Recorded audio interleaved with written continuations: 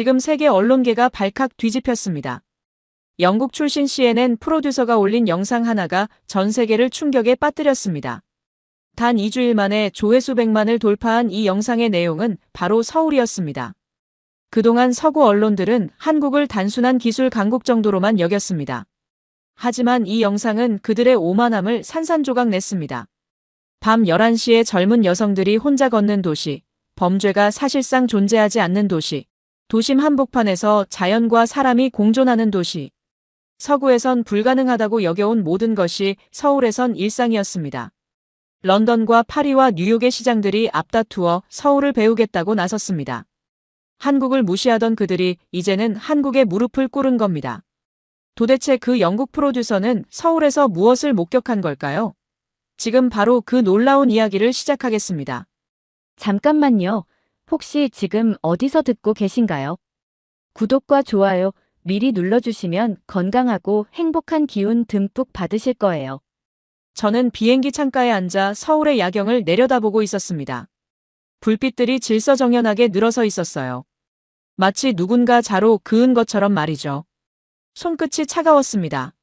노트북 화면 속 기획안을 다시 읽었어요. 서울, 과연 안전 신화인가? 제목만 봐도 답은 정해져 있었죠. 완벽한 도시는 없습니다. 저는 그걸 증명하러 왔어요. 런던 폭동을 취재했을 때가 떠올랐습니다. 파리 테러 현장의 비명소리도요. 뉴욕 브루클린 총격 사건 당시 동료가 쓰러지던 순간도 기억나요. 그때 저는 깨달았습니다. 도시는 결국 위험하다는 걸요. 사람이 모이면 범죄가 생기고 범죄가 생기면 공포가 퍼지죠. 이건 공식이에요. 예외는 없습니다. 그런데 서울이 예외라고요? 말도 안 되는 소리죠. 착륙 안내 방송이 흘러나왔어요. 기내등이 켜지면서 주변 승객들이 움직이기 시작했습니다. 저는 가방에서 녹음기를 꺼냈어요. 메모장도 펼쳤죠. 이미 질문 목록은 준비되어 있었습니다. 밤거리가 정말 안전한가요? CCTV는 몇 대나 있나요? 경찰 순찰은 얼마나 자주 도나요? 입국장을 빠져나왔습니다. 밤 11시였어요. 사람들이 북적였습니다. 그런데 이상했어요. 웃고 있었거든요. 여유롭게 걷고 스마트폰을 보고 대화를 나누고 있었습니다. 마치 나처럼 말이죠. 저는 멈춰 섰습니다. 주변을 둘러봤어요. 한 여성이 지나갔습니다. 20살쯤 돼 보였죠. 이어폰을 끼고 혼자 걸어가고 있었어요. 가방은 어깨에 걸쳐져 있었고 손에는 커피 한 잔이 들려 있었습니다. 주변을 경계하는 기색이 전혀 없었어요. 또 한 명이 지나갔습니다. 이번엔 조금 더 어려 보였어요. 교복 같은 옷을 입고 있었죠. 역시 혼자였습니다. 천천히 걸으면서 핸드폰을 보고 있었어요. 저는 숨을 삼켰습니다. 연출인가? 아니면 제가 뭘 놓치고 있는 건가요? 저는 카메라를 꺼냈습니다. 녹화 버튼을 눌렀어요. 지나가는 여성에게 다가갔죠. 20대 중반쯤 돼 보였습니다. 실례지만 잠깐 인터뷰 가능할까요? 여성이 멈춰 섰어요. 이어폰을 빼더니 웃으면서 대답했습니다. 네, 괜찮아요. 지금 혼자 다니시는데 무섭지 않으세요? 여성은 잠깐 생각하는 표정을 지었어요. 그러더니 고개를 갸웃했죠. 왜요? 그 한마디. 제 손이 떨렸습니다. 카메라를 잡은 손이 흔들렸어요. 왜냐면 밤이잖아요. 그래서요? 여성은 정말 이해하지 못하는 표정이었습니다. 마치 제가 이상한 질문을 한 것처럼 말이죠. 여기는 안전해요. 그냥 집에 가는 중이에요. 여성은 다시 이어폰을 끼고 걸어갔습니다. 저는 그 자리에 서 있었어요. 공항 바닥이 차갑게 느껴졌습니다. 형광등 불빛이 눈부셨죠. 주변에서 캐리어 끄는 소리가 들렸어요. 사람들의 발걸음 소리, 웃음소리, 대화 소리가 섞여 들렸습니다. 그런데 긴장감이 없었어요. 경계하는 사람이 한 명도 없었습니다. 저는 노트북을 다시 꺼냈어요.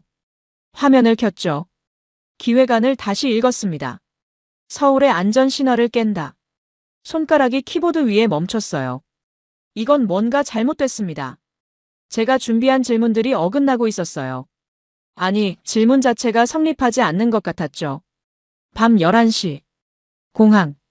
젊은 여성들이 혼자 다닌다. 무서워하지 않는다. 당연하다고 생각한다. 왜요? 그 목소리가 머릿속에서 맴돌았습니다. 저는 카메라를 끄고 가방에 넣었어요. 출구로 향했죠. 자동문이 열리면서 밤 공기가 들어왔습니다. 차가웠지만 상쾌했어요. 택시 승강장에 사람들이 줄 서 있었습니다. 여성들도 많았어요. 혼자 서 있는 사람도 있고 친구들과 함께 있는 사람도 있었죠. 누구도 주변을 경계하지 않았습니다. 저는 줄 끝에 섰습니다. 가방을 내려놓고 주변을 둘러봤어요. CCTV가 보였습니다. 경찰도 보였죠. 그런데 그게 다가 아니었어요. 사람들의 표정이 달랐습니다. 편안했어요. 긴장하지 않았죠. 마치 집 앞 골목을 걷는 것처럼 자연스러웠습니다. 택시에 올랐어요. 기사님이 친절하게 인사했죠. 어디로 모실까요? 명동이요. 네, 알겠습니다. 차가 출발했습니다. 창밖으로 서울의 밤거리가 펼쳐졌어요. 불빛이 반짝였습니다. 사람들이 걸어다녔죠. 그리고 저는 깨달았습니다. 제가 찾으려던 건 범죄였어요. 공포였고 위험이었죠. 그런데 여기엔 그게 없었습니다. 아니, 정확히 말하면요. 사람들이 그걸 느끼지 않고 있었어요. 이건 뭐지? 중얼거렸습니다. 기사님이 백미러로 저를 봤어요. 처음 오셨어요? 네.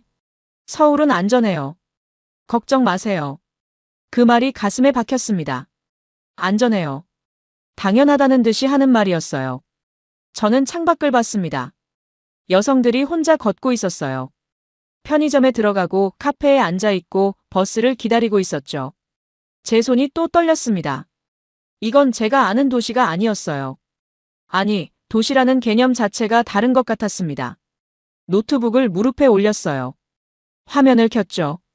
그리고 생각했습니다. 허상을 깰 수 있을까? 아니면요. 제가 잘못 본 건가?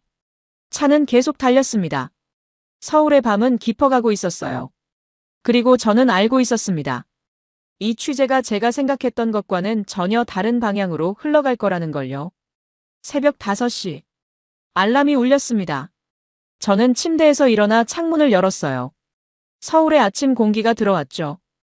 호텔방에서 내려다본 거리는 이미 깨어나고 있었습니다. 조깅하는 사람들이 보였어요. 출근하는 사람들도 있었죠. 모두 여유로워 보였습니다. 저는 노트북을 켰어요. 어젯밤 찍은 영상을 다시 봤죠. 공항의 여성들, 택시 안 풍경, 밤거리의 사람들. 왜요? 그 목소리가 계속 들렸습니다. 아니에요. 집중해야 합니다. 오늘 일정은 명확했어요. 청계천, CCTV 시스템, 경찰서 인터뷰. 효율적으로 찍고 본사로 보내면 됩니다. 촬영팀과 만나기로 한 시간은 6시였어요. 박세린이라는 프리랜서 감독이 배정됐다고 했죠. 통역은 한지훈이라는 연구원이 맡는다고 했습니다. 로비에 내려갔어요. 두 사람이 기다리고 있었죠. 박세린은 30대 중반쯤 돼 보였습니다. 카메라를 어깨에 메고 있었어요. 눈빛이 날카로웠죠. 한지훈은 40대 중반이었습니다. 단정한 인상이었어요. 가방에서 자료를 꺼내보고 있었죠. 소피아 레이놀즈입니다. 악수를 나눴습니다. 청계천부터 가시죠. 아침 빛이 좋을 때 찍어야 해요. 박세린의 말이었어요. 저는 고개를 끄덕였죠. 차를 타고 이동했습니다. 창밖으로 서울이 깨어나는 모습이 보였어요. 가게들이 문을 열고 사람들이 걷고 버스가 지나갔죠. 청계천에 도착했습니다. 물소리가 들렸어요. 도심 한복판에서 말이죠. 저는 계단을 내려갔습니다. 하천이 펼쳐졌어요. 물이 흐르고 있었습니다. 양옆으로 산책로가 이어져 있었죠. 여기서 CCTV 배치도를 먼저 촬영하겠습니다. 제가 말했어요. 박세리는 카메라를 들었습니다. 그런데 렌즈가 엉뚱한 곳을 향했어요. 잠깐만요. 그녀가 속삭였습니다. 저거 보세요. 저는 그녀가 가리키는 곳을 봤어요. 물 위였습니다. 투명한 물 속으로 뭔가 움직이고 있었어요. 작은 물고기 떼였습니다. 은빛으로 반짝이며 헤엄치고 있었죠. 10마리, 20마리, 아니 그보다 더 많았어요. 저는 멈춰 섰습니다. 도심 한복판에 물고기가. 한지훈이 옆으로 다가왔어요. 피라미입니다. 수질이 좋아지면서 돌아왔죠. 수질이요? 네. 이 물은 한강에서 끌어올린 겁니다. 정화 시스템을 거쳐서요. 저는 물을 들여다봤습니다. 바닥이 보였어요. 돌멩이 하나하나가 선명했죠. 그때였습니다. 물 위로 그림자가 드리웠어요. 순간 물고기 떼가 흩어졌죠. 저는 고개를 들었습니다. 새 한 마리가 날아오고 있었어요. 날개를 접고 급강하했습니다. 물속으로 부리를 집어넣었죠. 철썩. 물이 튀었어요. 새가 다시 날아올랐습니다. 부리에 물고기 한 마리가 물려 있었죠. 제 입이 벌어졌습니다. 지금 사냥을? 박세린의 카메라가 돌아가고 있었어요. 그녀는 숨도 쉬지 않는 것 같았죠. 한지훈이 조용히 말했습니다. 외가리입니다. 여기서 자주 보이죠? 도심에서요? 네. 여긴 그냥 하천이 아닙니다. 그럼요? 살아있는 생태계죠. 저는 새를 따라 시선을 옮겼어요. 외가리가 근처 바위에 앉았습니다. 물고기를 삼키더니 다시 물을 바라봤죠. 주변을 둘러봤습니다. 사람들이 지나가고 있었어요. 조깅하는 사람, 출근하는 사람, 산책하는 사람. 누구도 새를 신기해하지 않았습니다. 당연하다는 듯이 지나쳤어요. 이게 일상이라는 거죠? 한지훈이 고개를 끄덕였습니다. 2005년 복원 이후 20년 가까이 됐으니까요. 저는 카메라를 들었어요. CCTV를 찍으려던 계획은 잊혀졌습니다. 대신 물을 찍었죠. 물고기가 다시 모여들고 있었어요. 물풀 사이를 헤엄쳤습니다. 햇빛이 물속으로 들어와 비늘을 반짝이게 했죠. 박세린이 말했습니다. 이거 놀라운 장면이에요. 세계 어느 도심에서도 보기 힘들죠. 그래도 우린 범죄 다큐를 찍는 중입니다. 제 목소리가 딱딱했어요. CCTV로 넘어가죠.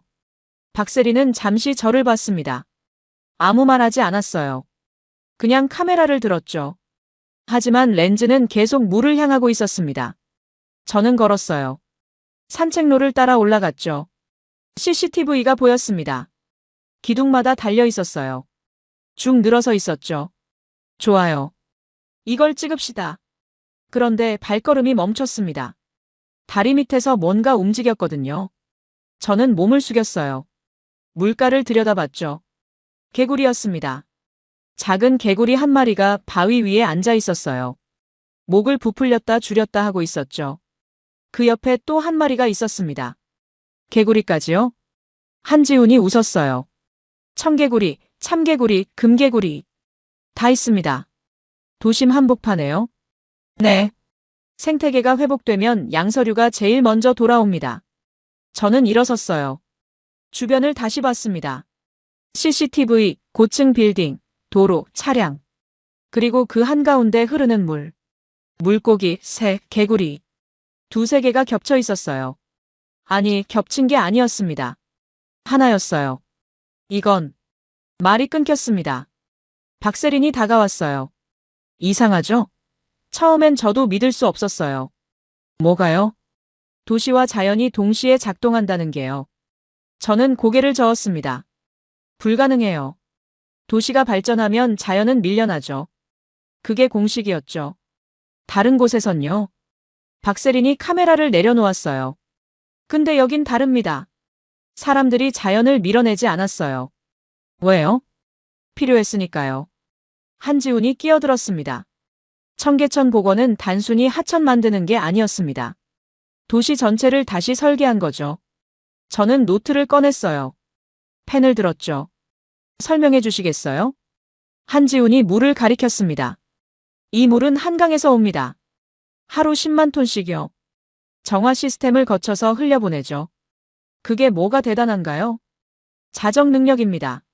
물이 스스로 깨끗해지는 거죠. 미생물, 수초, 물고기가 함께 작동합니다. 저는 받아 적었어요. 그런데 손이 떨렸습니다.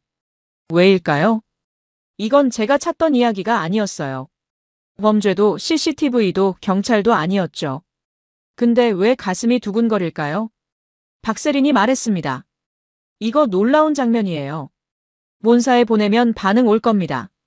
저는 고개를 저었어요. 우리 임무는 치안 다큐예요. 자연 다큐가 아니고요. 그럼 이건 버리시게요? 네.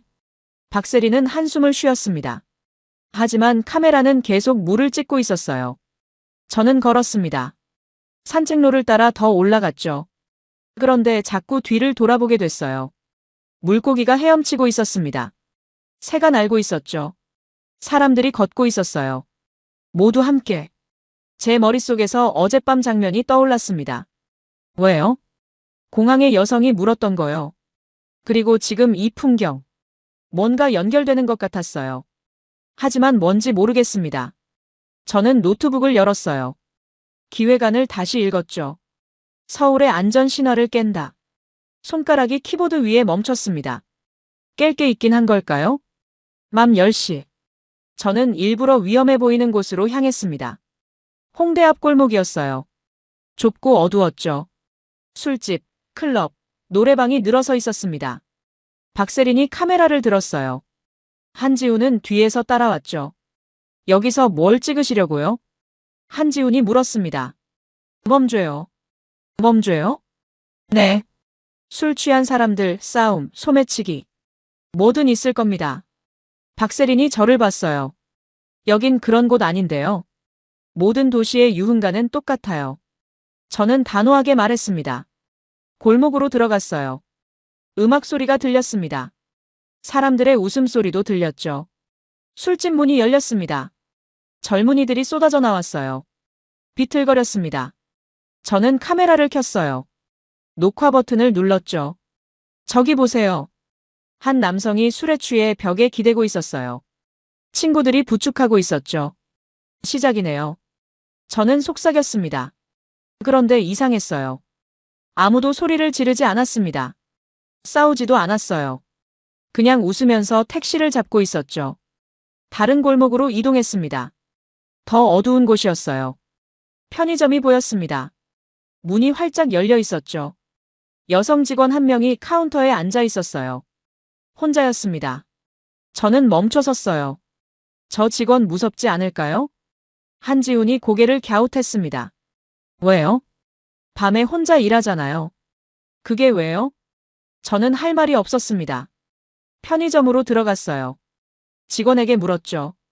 혼자 근무하시는 게 무섭지 않으세요? 직원은 웃었습니다. 무서울 게 뭐 있어요? 범죄라든지. 여긴 그런 거 없어요. 너무 당연하다는 표정이었어요. 저는 편의점을 나왔습니다. 골목을 계속 걸었어요. 1시간, 2시간. 술 취한 사람들은 많았습니다. 하지만 싸움은 없었어요. 소리 지르는 사람도 없었죠. 그냥 웃고 노래하고 집으로 가고 있었습니다. 새벽 1시가 됐어요. 여성들이 여전히 거리를 걷고 있었습니다. 혼자인 사람도 있었고 친구들과 함께인 사람도 있었죠. 누구도 뛰지 않았어요. 주변을 경계하지도 않았습니다. 저는 멈춰 섰습니다. 이건 말이 안 돼요. 박세린이 카메라를 내렸어요. 뭐가요? 긴장감이 없어요. 도시에 긴장감이 없다고요. 그게 이상한가요? 당연하죠. 위험이 없는 도시는 존재할 수 없어요.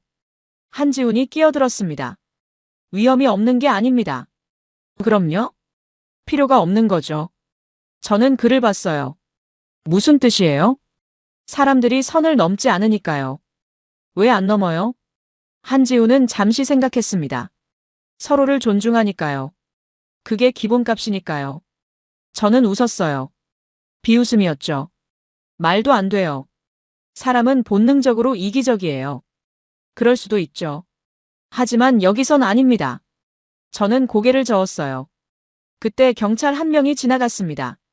저는 달려갔어요. 실례합니다. 경찰분이시죠? 네. 인터뷰 좀 할 수 있을까요? 경찰은 고개를 끄덕였습니다. 이동석이라는 이름표가 달려 있었어요. 이 동네에서 범죄가 자주 일어나나요? 이동석은 웃었습니다. 거의 없습니다. 거의요? 그럼 가끔은요? 음주 소란 정도죠. 그것도 드물고요. 강력 사건은요?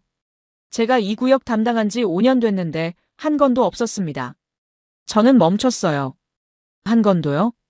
네. 지갑 분실 신고는 많죠. 근데 대부분 찾아집니다. 어떻게요?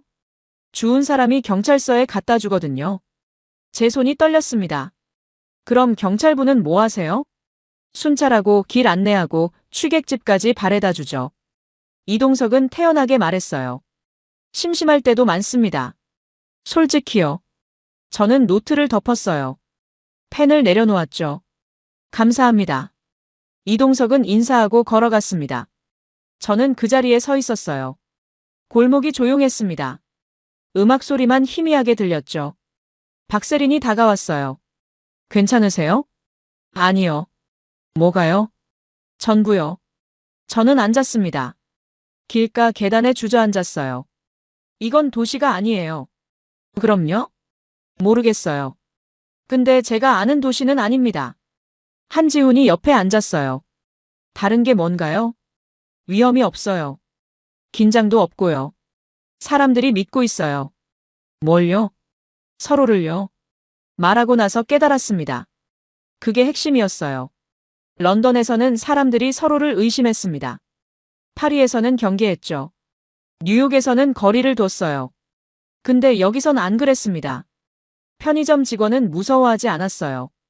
여성들은 혼자 걸었죠. 술 취한 사람들은 싸우지 않았습니다. 왜일까요?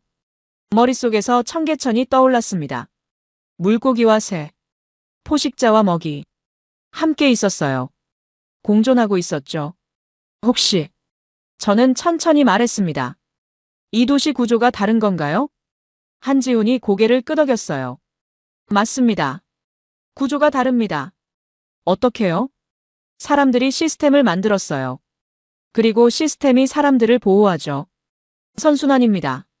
저는 일어섰어요. 하늘을 봤습니다. 별이 보이지 않았어요. 도시의 불빛이 너무 밝았으니까요. 하지만 느껴졌습니다. 뭔가 거대한 게 작동하고 있다는 걸요. 제가 보지 못하는 곳에서요.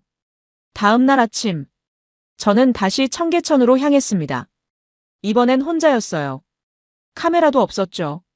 그냥 걷고 싶었습니다. 산책로를 따라 내려갔어요. 물소리가 들렸습니다. 벤치에 앉았어요. 물을 바라봤죠. 물고기가 헤엄치고 있었습니다. 어제 본 그 물고기들이었어요. 새가 날아왔습니다. 외갈이었죠. 어제와 같은 자리, 같은 바위에 앉았어요. 규칙적이었습니다. 매일 오나 봐요. 옆에서 목소리가 들렸어요. 고개를 돌렸습니다. 할머니 한 분이 앉아 계셨어요. 이르는 넘어 보였습니다. 네. 저 친구는 매일 와요. 아침 6시쯤이면요. 할머니는 웃으셨어요. 관찰하세요? 네. 15년째예요. 저는 놀랐습니다. 15년요? 청계천이 복원된 게 2005년이니까요. 그때부터 기록했어요. 할머니는 가방에서 수첩을 꺼내셨어요. 낡았습니다. 표지가 해졌죠. 펼치셨어요. 빼곡한 글씨가 보였습니다. 날짜, 시간, 새 이름, 날씨, 행동. 아, 저는 감탄했어요. 왜 기록하세요? 잊고 싶지 않아서요. 뭘요? 변화를요. 할머니가 첫 페이지를 가리키셨어요. 2005년 11월. 복원 직후엔 아무것도 없었어요. 물만 흘렀죠. 생물이 없었나요? 네. 몇 달 동안은요. 할머니가 페이지를 넘기셨어요. 2006년 3월. 봄이 오니까 달라지기 시작했어요. 물풀이 자랐어요. 그 다음엔요. 곤충이 왔죠. 잠자리, 나비. 페이지가 계속 넘어갔습니다. 2007년. 물고기가 나타났어요. 처음엔 한두 마리였죠. 2008년. 떼로 다니기 시작했어요. 2010년. 새들이 왔습니다. 외가리, 백로, 해오라기. 저는 숨을 삼켰어요. 혼자서 다 기록하신 거예요? 네. 왜요? 할머니가 저를 봤어요. 눈빛이 맑았습니다. 기적이었으니까요. 기적이요? 네. 도시 한복판에서 자연이 돌아온 거예요. 할머니의 손이 떨렸어요. 예전엔 여기 물도 없었어요. 고가도로만 있었죠. 시끄럽고 더럽고 냄새났어요. 그랬군요. 근데 지금은 할머니가 물을 가리켰어요. 외가리가 물고기를 낚아채고 있었습니다. 애들이 돌아왔어요. 왜 돌아왔을까요? 할머니가 웃으셨어요. 우리가 안 건드리니까요. 그 말이 가슴에 박혔습니다. 안 건드린다고요? 네. 사람들이 배웠어요. 자연을 존중하는 법을요. 어떻게요? 쓰레기 안 버리고 시끄럽게 안 하고 물고기 안 잡고. 할머니가 수첩을 덮으셨어요. 처음엔 몰랐어요. 다들 신기해서 물고기 잡으려 했죠. 그랬군요. 근데 점점 바뀌었어요. 아이들이 먼저 배웠어요. 학교에서 배운 거죠. 생태교육요? 네. 그리고 부모들도 따라 배웠어요. 저는 주변을 봤습니다. 조깅하는 사람들이 지나갔어요. 산책하는 사람들도 있었죠. 누구도 물을 건드리지 않았습니다. 그냥 보고 감탄하고 지나갔어요. 그래서 자연이 돌아온 거군요. 맞아요. 사람이 바뀌니까 자연도 돌아왔어요. 할머니가 일어나셨어요. 계속 기록할 거예요. 제가 살아있는 동안은요. 왜요? 이게 희망이니까요. 할머니는 걸어가셨습니다. 저는 벤치에 앉아 있었어요. 수첩을 생각했습니다. 15년치 기록. 한 사람의 관찰. 근데 그게 전부를 말해주고 있었어요. 도시가 어떻게 바뀌는지, 사람이 어떻게 자연을 지키는지. 저는 노트를 꺼냈어요. 펜을 들었죠. 써내려갔습니다. 사람이 자연을 보호한다. 자연이 사람을 치유한다. 선순환. 손이 떨렸어요. 이건 제가 찾던 이야기가 아니었습니다. 아니, 정확히 말하면요. 제가 찾을 줄 몰랐던 이야기였어요. 저는 물을 봤습니다. 햇빛이 반짝이고 있었어요. 물고기가 헤엄쳤죠. 새가 날았습니다. 그리고 사람들이 걸었어요. 함께. 공존하며. 저는 깨달았습니다. 청계천은 단순한 하천이 아니었어요. 이건 도시 전체의 철학이었습니다. 사람과 자연이 서로를 지켜주는 구조. 그게 서울이었어요. 노트를 덮었습니다. 가방에 넣었죠. 일어섰어요. 걸었습니다. 산책로를 따라 천천히 걸었어요. 머릿속에서 모든 게 연결되기 시작했습니다. 공항의 여성. 왜요? 청계천의 생태계. 포식자와 먹이의 공존. 홍대 골목의 평화. 서로를 믿는 사람들. 할머니의 수첩. 15년치 변화의 기록. 모두 하나였어요. 시스템. 사람이 만들고 사람이 지키고 사람이 살아가는 시스템. 제 발걸음이 빨라졌습니다. 호텔로 돌아가야 했어요. 노트북을 켜야 했죠. 이 이야기를 써야 했습니다. 진짜 이야기를요. 서울통합관제센터. 한지훈이 저를 안내했습니다. 거대한 방이었어요. 벽 전체가 스크린이었죠. 수백 개의 화면이 떠 있었습니다. 실시간으로 서울 곳곳이 보였어요. 저는 숨을 삼켰습니다. 이게 전부 CCTV인가요? 네. 서울 전역을 커버합니다. 한 직원이 다가왔어요. 모니터를 가리켰죠. 여기가 청계천입니다. 화면 속에 청계천이 보였어요. 물이 흐르고 사람들이 걷고 있었죠. 확대해 볼까요? 직원이 마우스를 조작했습니다. 화면이 확대됐어요. 물 위에 새 한 마리가 보였습니다. 외갈이었죠. 저건 왜 찍고 있나요? AI가 자동으로 감지합니다. AI가요? 네. 움직임 패턴을 분석하죠. 직원이 다른 화면을 켰어요. 그래프가 나타났습니다. 선들이 움직이고 있었죠. 이게 뭔가요? 생태 모니터링입니다. 새의 출현 빈도, 물고기 개체수, 수질 변화를 실시간으로 추적해요. 저는 화면을 뚫어지게 봤습니다. 범죄 감시 시스템이 생태까지 관찰한다고요? 범죄만 보면 놓치는 게 많습니다. 한지훈이 끼어들었어요. 도시는 복합 시스템이니까요. 치안, 환경, 생태가 모두 연결돼 있죠. 직원이 다른 화면을 띄웠습니다. 사람들이 모여 있었어요. 10대 명쯤 됐죠. 이거 사건인가요? 제가 물었습니다. 직원이 웃었어요. 아니요. 그럼요? 새 구경이요. 화면을 더 확대했습니다. 사람들이 스마트폰을 들고 있었어요.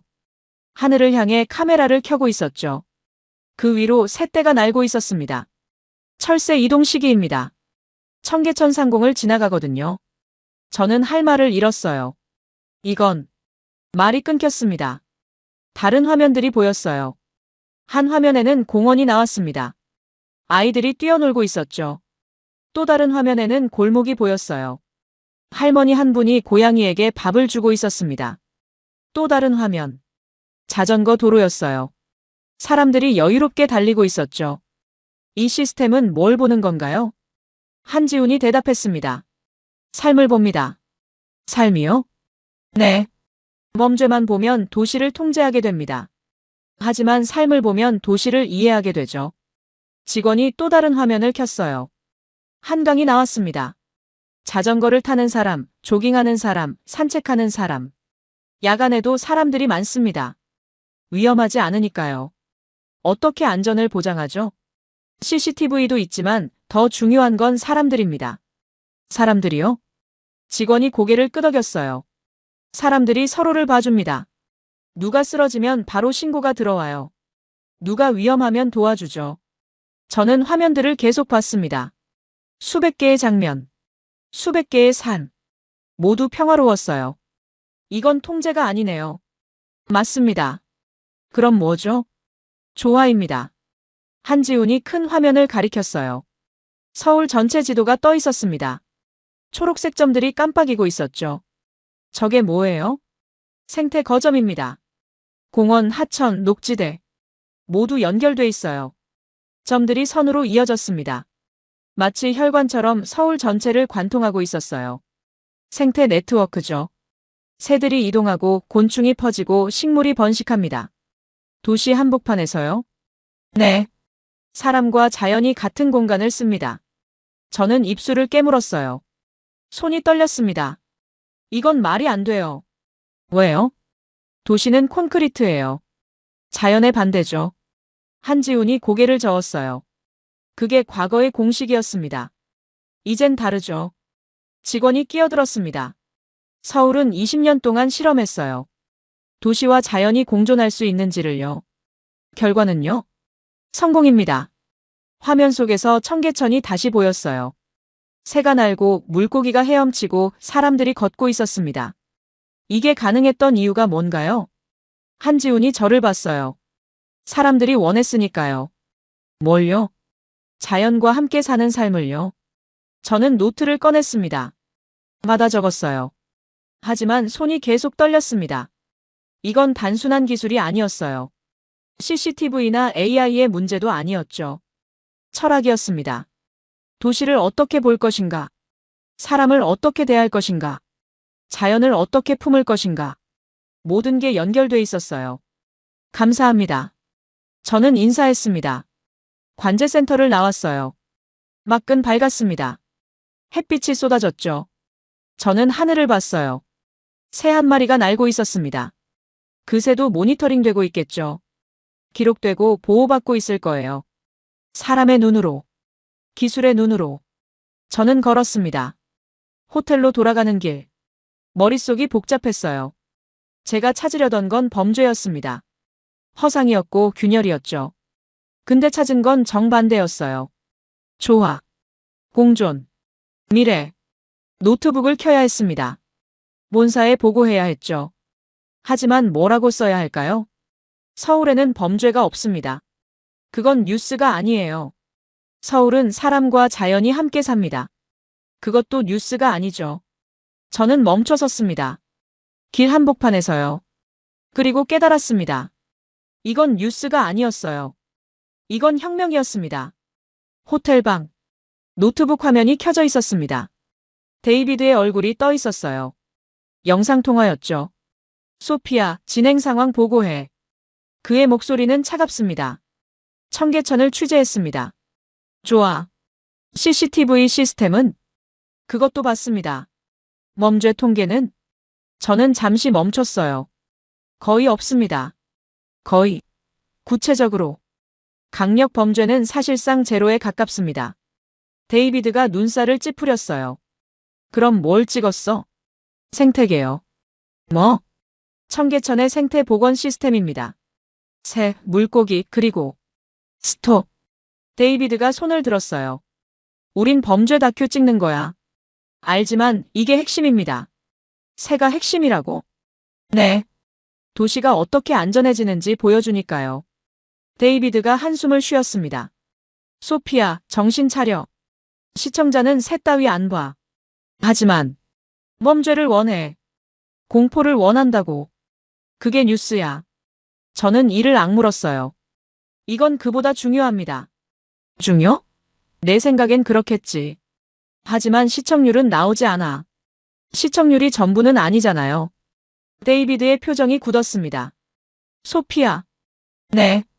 넌 프로듀서야. 예술가가 아니고. 압니다.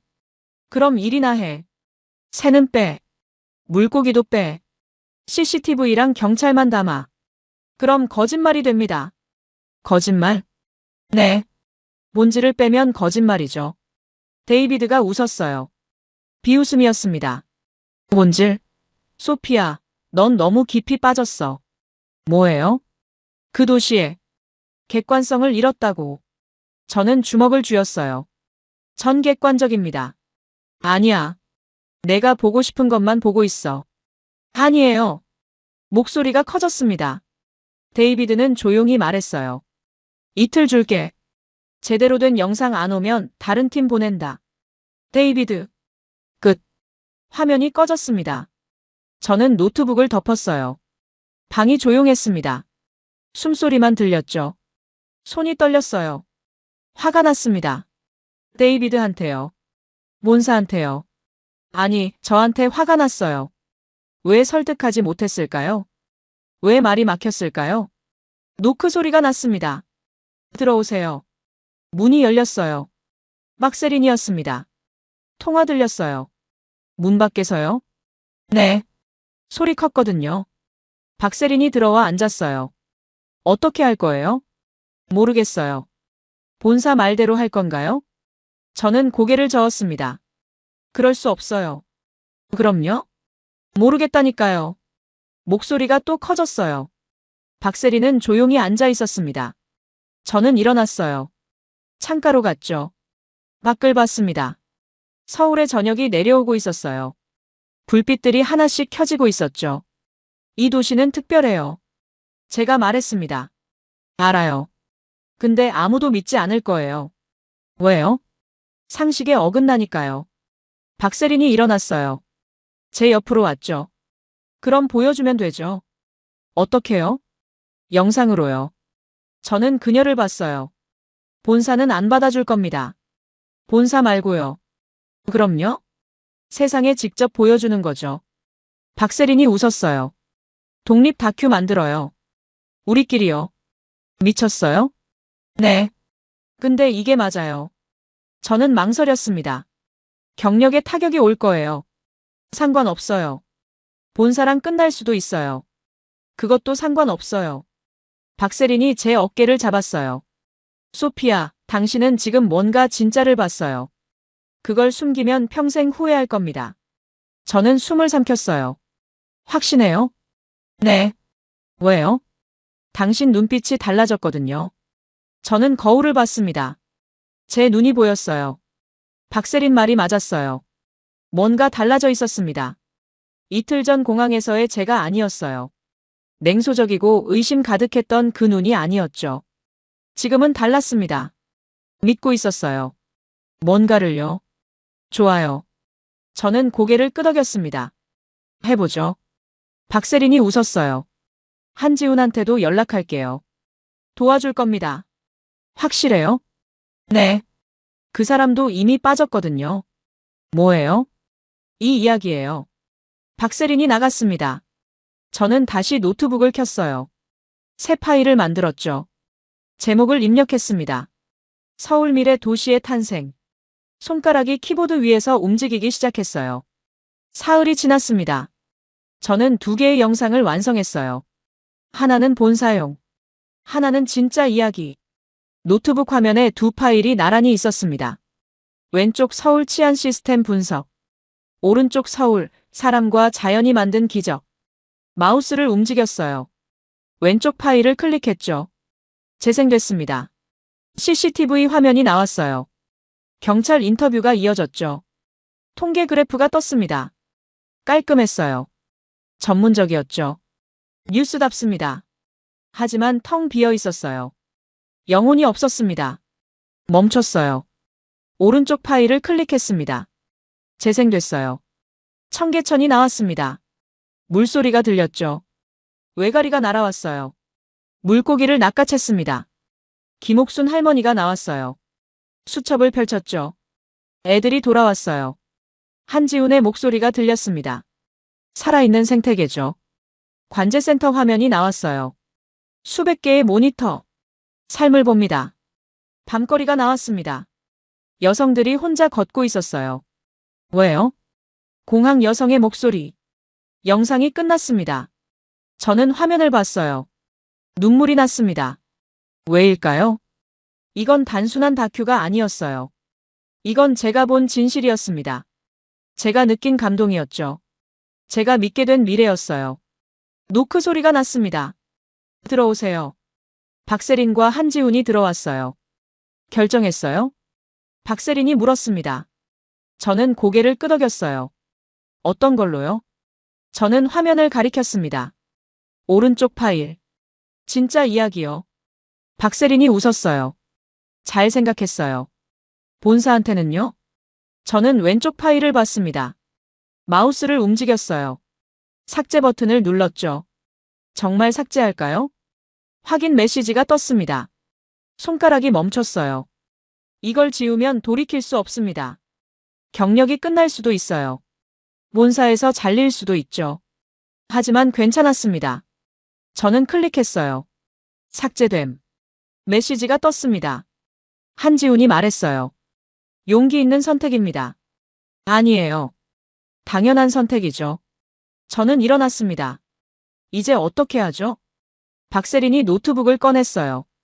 제 채널에 올릴게요. 유튜브요. 시청자 많아요? 아니요. 10,000명 정도? 그걸로 충분할까요? 한지훈이 웃었어요. 진실은 퍼집니다. 천천히지만 확실하게요. 박세린이 영상을 업로드하기 시작했어요.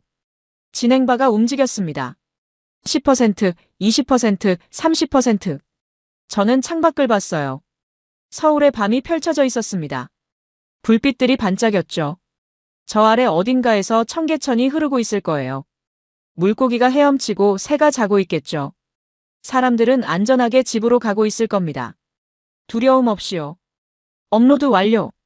박세린의 목소리였습니다. 저는 돌아봤어요. 화면에 영상이 떠 있었습니다. 제목이 보였어요. 서울, 사람과 자연이 만든 기적. 조회수 0. 이제 시작이네요. 제가 말했습니다. 네. 박세린이 노트북을 덮었어요. 세상이 어떻게 반응할까요? 한지훈이 물었습니다. 저는 웃었어요. 모르겠어요. 하지만 상관없어요. 왜요? 진실을 말했으니까요. 세 사람은 조용히 앉아 있었습니다. 밤이 깊어갔어요. 노트북 화면이 깜빡였습니다. 조회수가 올라가기 시작했어요. 1, 5, 20, 100. 천천히요. 하지만 멈추지 않았습니다. 2주일이 지났습니다. 조회수는 100만을 넘었어요. 댓글이 쏟아졌습니다. 믿을 수 없다. 가보고 싶다. 우리 도시도 이렇게 될 수 있을까? 저는 호텔방에 앉아 화면을 보고 있었어요. 전화가 울렸습니다. 데이비드였어요. 맞지 않았습니다. 다시 울렸어요. 또 받지 않았죠. 문자가 왔습니다. 소피야, 당장 전화해. 저는 폰을 내려놨어요. 노트북을 켰습니다. 이메일이 수백 통 와 있었어요. 언론사, 대학교, 도시계획가, 환경단체. 모두 같은 질문이었습니다. 서울 모델을 취재하고 싶습니다. 인터뷰 가능한가요? 우리 도시에 적용할 수 있을까요? 저는 한 통을 열었어요. 런던 시장실에서 온 거였습니다. 서울의 생태도시 모델에 관심이 있습니다. 협력 가능성을 논의하고 싶습니다. 파리에서도 왔어요. 뉴욕에서도 왔죠. 저는 숨을 삼켰습니다. 노크 소리가 났어요. 들어오세요. 박세린과 한지훈이었습니다. 봤어요? 박세린이 흥분한 목소리로 말했어요. 네. BBC에서 연락 왔어요. 특집 방송하고 싶대요. CNN은요? 저는 웃었어요. 데이비드한테서 전화 왔어요. 안 받았지만요. 한지훈이 앉았어요. 서울시에서도 연락 왔습니다. 뭐래요? 감사하대요. 그리고 공식 취재 지원하겠다고요. 저는 고개를 끄덕였습니다. 이제 어떻게 하죠? 박세린이 물었어요. 저는 일어났습니다. 청계천가요? 왜요? 끝을 거기서 맺어야죠. 세 사람은 차를 타고 이동했습니다. 새벽이었어요. 해가 뜨기 전이었죠. 청계천에 도착했습니다. 물소리가 들렸어요. 계단을 내려갔습니다. 어둠 속에서 물이 흐르고 있었어요. 저는 산책로를 걸었습니다. 박세린이 카메라를 들었어요. 찍어도 돼요? 네. 빨간 불이 켜졌습니다. 저는 물을 바라봤어요. 하늘이 밝아지기 시작했습니다. 동쪽에서 빛이 번졌죠. 물 위로 햇살이 스며들었어요. 그때였습니다. 새 한 마리가 날아왔어요. 외갈이었습니다. 익숙한 바위에 앉았죠. 물을 바라봤습니다. 저는 웃었어요. 매일 오네요. 한지훈이 옆에 섰어요. 네. 약속이라도 한 것처럼요. 외가리가 물속으로 부리를 집어넣었습니다. 물고기를 낚아챘어요. 날아올랐죠. 햇빛을 받으며 사라졌습니다. 저는 카메라를 봤어요. 이 도시는 특별합니다. 제 목소리가 울렸어요. 범죄가 없어서가 아니에요. CCTV가 많아서도 아니죠. 물을 가리켰습니다. 이 도시는 사람과 자연이 함께 살기로 결정했어요. 20년 전에요. 주변을 둘러봤어요. 청계천을 복원하면서 사람들은 배웠습니다. 자연을 존중하는 법을요. 산책로를 걸었습니다. 그리고 자연도 돌아왔어요. 새, 물고기, 곤충, 식물. 하늘을 봤어요. 이건 통제가 아닙니다. 조화예요. 카메라가 저를 따라왔어요. 다른 도시들은 자연을 밀어냈습니다. 발전을 위해서요. 멈춰섰습니다. 근데 서울은 달랐어요. 자연과 함께 발전했죠. 물을 들여다봤어요. 바닥이 보였습니다. 돌멩이, 물풀, 물고기. 그리고 그 결과가 이겁니다. 일어섰어요.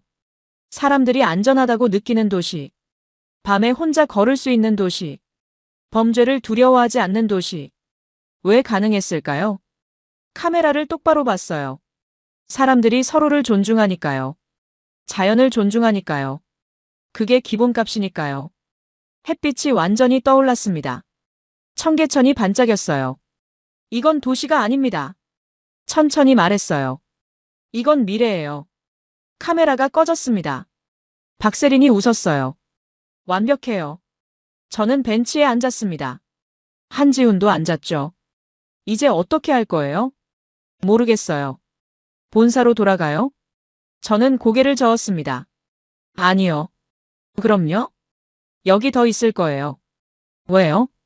아직 할 이야기가 남았으니까요. 한지훈이 물었어요. 뭔데요? 한강이요. 서울숲이요. 북한산이요. 저는 웃었어요. 이 도시 전체가 이야기예요. 박세린이 카메라를 어깨에 맸어요. 그럼 계속 찍죠. 세 사람은 일어났습니다. 걸었어요. 산책로를 따라 천천히 걸었습니다. 주변에서 사람들이 나타나기 시작했어요. 조깅하는 사람, 출근하는 사람, 산책하는 사람. 모두 평화로웠습니다. 저는 하늘을 봤어요.